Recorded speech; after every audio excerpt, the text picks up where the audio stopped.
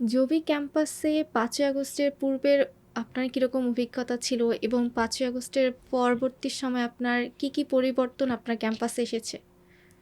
দেখুন ৫ই আগস্টের আগে প্রত্যেকটি ক্যাম্পাসে কিন্তু ছিল একটা অরাজক অবস্থা। সেখানে বাক স্বাধীনতা ছিল না, নিরাপত্তা ছিল না। আপনি কারো মতের বাইরে গেলেই আপনাকে এনি হাউ ট্যাগিং দিয়ে জামা শিবির বলে ডিহিউম্যানাইজ করা হবে। এবং আমার ক্ষেত্রে যেটা হয়েছে, আম আ আমাকে ২-৩ টা প্রোগ্রামে থাকতে বাধ্য করা হয়েছে এবং আমি সেই প্রোগ্রামে থেকে নিজেকে সরানোর জন্য আমাকে লুকায়ে পড়তে হয়েছে। আমি এক প্রকার লুকায়ে ছিলাম যে আমি যাব না। কিন্তু আমি প্রোটেস্ট করতে পারতেছিলাম না। সেই যে পরিস্থিতিটা দেখুন এবং আম আমাকে অনেকবার চেষ্টা করা হয়েছে বিভিন্ন কেন্দ্রীয় ইসে এবং পদপদবীর লোভ দেখানো হয়েছে।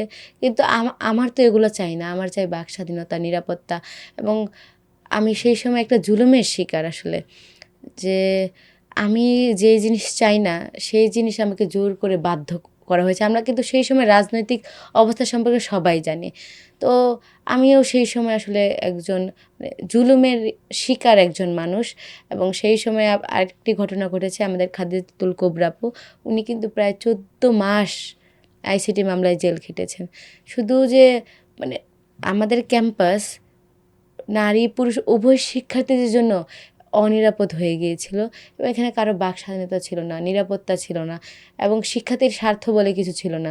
প্রশাসনও ছিল কিন্তু ক্ষমতা ভিত্তিক, লেজুর ভিত্তিক যে প্রশাসন, যে দল যা বলছে তাই।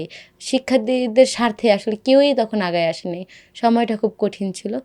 তো আল্লাহ ৫ আগস্টের দিনটা এনেছেন বলেই আজকের দিনগুলো এত সুন্দর আলহামদুলিল্লাহ এবং আমরা যারা জুলুমের শিকার হয়েছিলাম আজকে আমরা কথা বলতে পারছি, বাক স্বাধীনতা প্রয়োগ করতে পারছি। এজন্য মহান রব্বুল আলামিনের কাছে অসংখ্য কৃতজ্ঞতা।